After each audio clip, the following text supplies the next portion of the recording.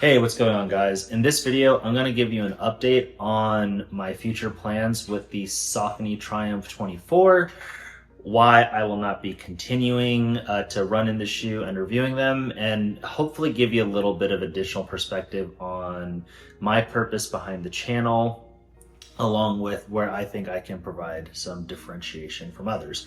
So, as much as I joke about my wife being the sponsor of the channel, I do pay for all my shoes, and I paid for this shoe out of pocket with my own money.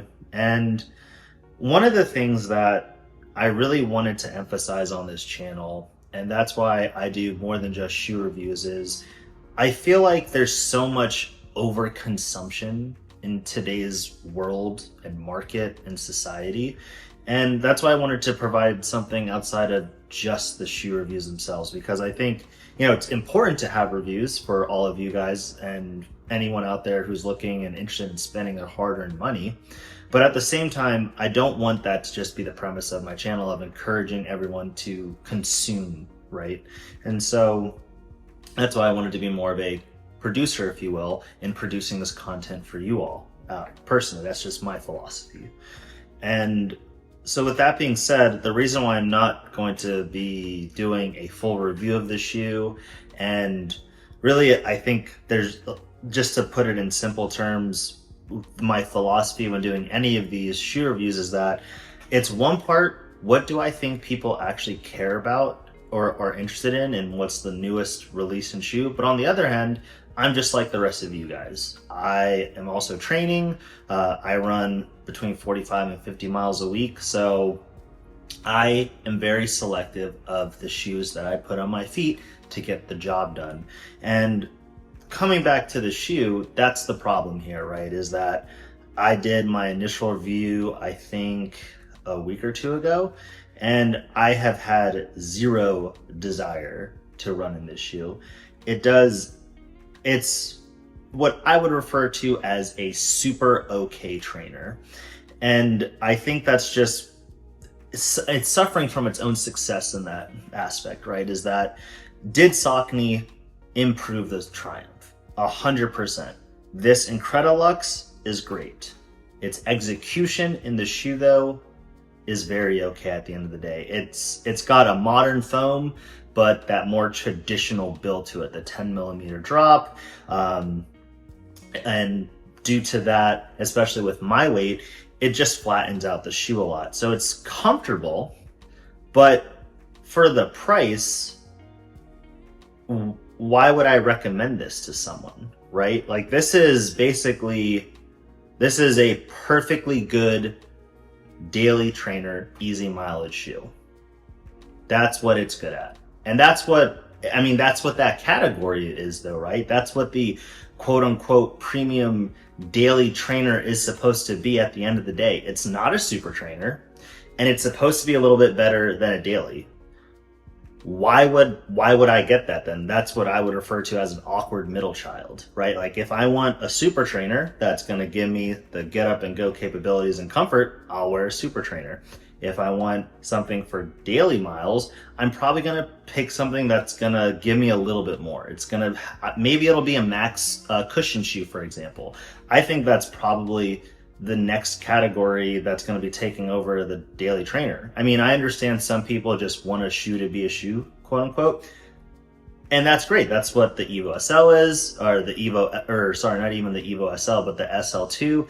You could put the Puma Deviate Pure in that category of just a trainer being a trainer.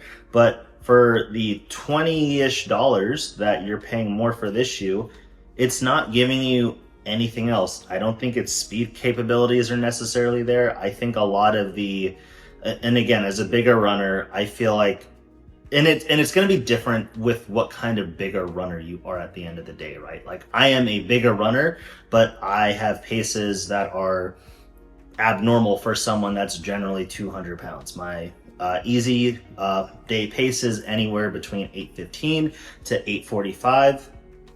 And then my tempo and threshold is around 6:30 to 7 minutes.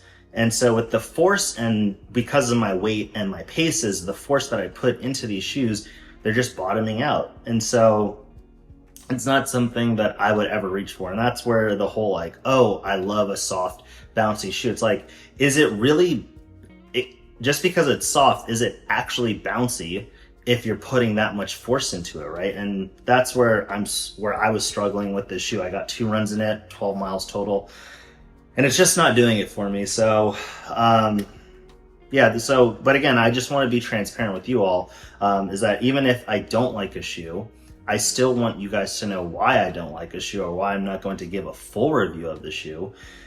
And that's the reason for it here, right? And so, kudos to Saucony. I do think they've made great strides overall with this new foam. I think it's great that they were moving in the right direction. As I said in my original review, you start using terms like democratized. That to me sounds like you're just nerfing the foam a little bit. It's not a Mega Blast ATPU. It's definitely tuned for daily miles. And again, that's great if it's a daily trainer and you're paying $150 for it.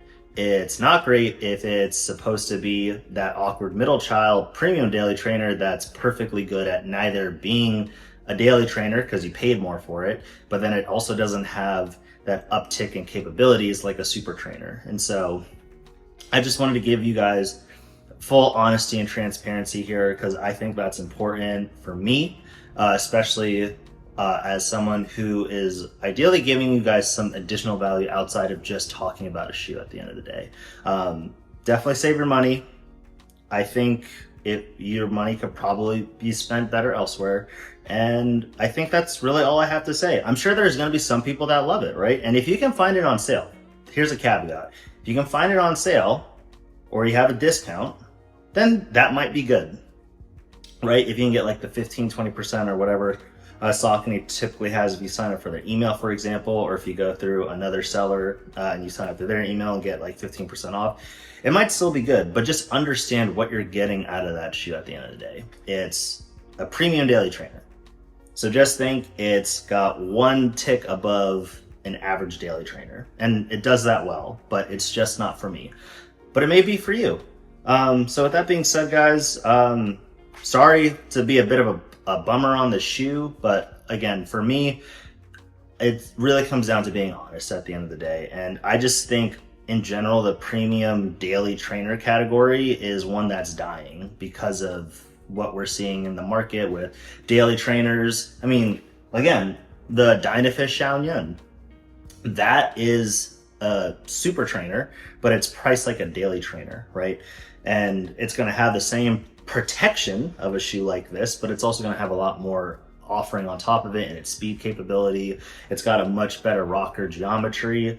Again, I think if the Triumph modernized its geometry, I think it could do numbers, but unfortunately, it just doesn't hit the mark. So with that being said, guys, hope you guys enjoyed the video. If you have any questions about the shoe or anything like that, more than happy to answer them down below. If you liked the video, please like and subscribe. And if you didn't like the video, feel free to let me know down below as well. I would love to engage with whomever is watching my content. So with that being said, hope you guys have a nice day, and we'll talk soon.